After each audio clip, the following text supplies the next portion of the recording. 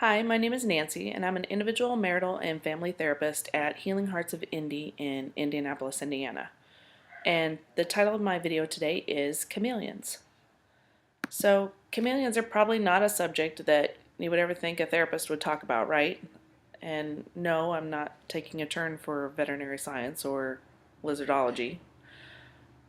Usually, therapists don't talk about chameleons or anything else in the wild kingdom, right? But today we're going to discuss a type of personality that has been termed chameleon. So, chameleons are lizards that blend in and adapt to their surroundings so that they can't be readily seen. Do you know any people who seem to exhibit that kind of relating to others? Have you ever met anyone who could adapt to any situation and seemingly thrive in any setting? Maybe the chameleon is with someone who likes to be the center of attention at a party.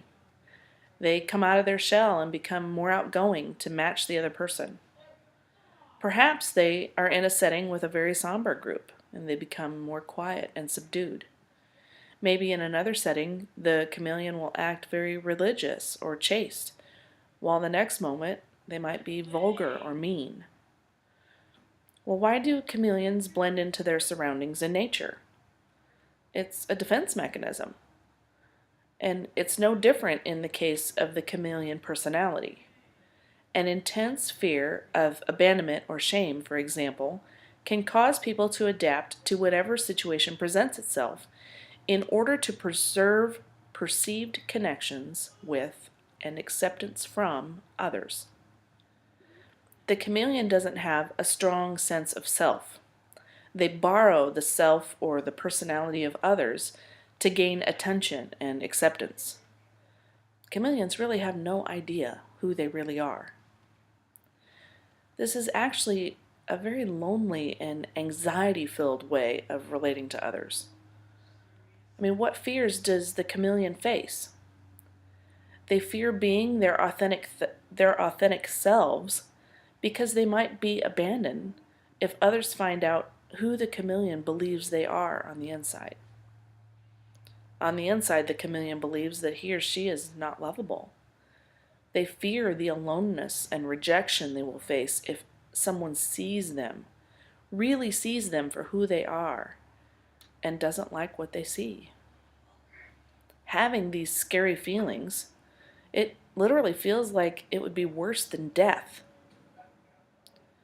Therefore, adapting to situations by giving up self to be acceptable becomes necessary for their survival.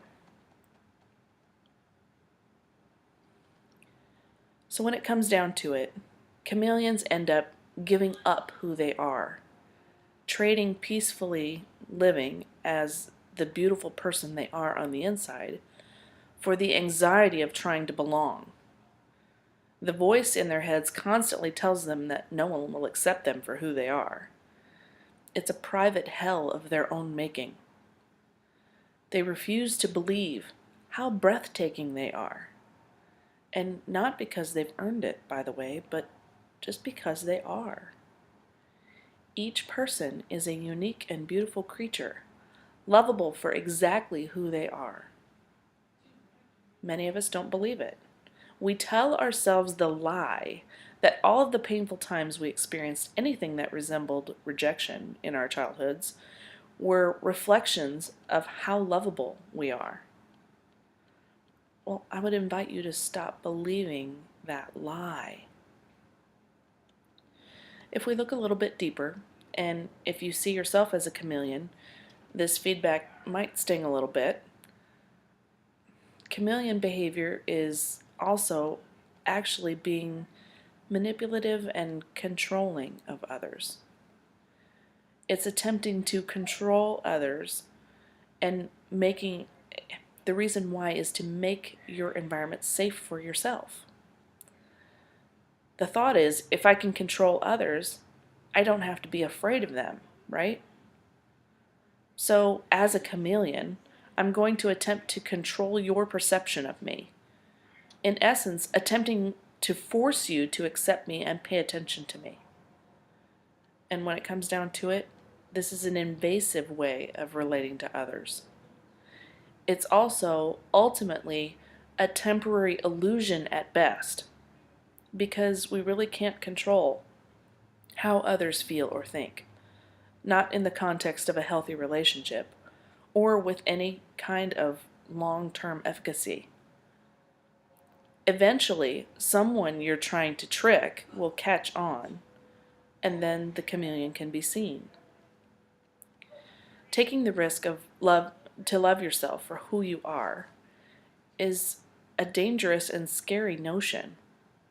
But it is the truth, and it is the growth we must pursue if we're going to have a mind filled with peace and self-acceptance. We will no longer need to control or invade others, making us safer for them to choose to connect with us. When you can accept yourself, you can give acceptance to others most freely too, not codependently or in a controlling way, and not in an unbalanced, I'm going to trade myself for your acceptance way. Think about accepting yourself more completely, with all your beautiful, breathtaking, and brilliant colors. Risk letting the world see who you really are, because that authentic self inside of you is amazing. That's what I have for you today. If you enjoy my videos, please feel free to share them via social media or forward the link to someone if you know they would like to watch. And if you'd like to make an appointment with me, please email me at Nancy, Nancy, at healingheartsofindy.com, and I'll be happy to help you. Thanks for watching.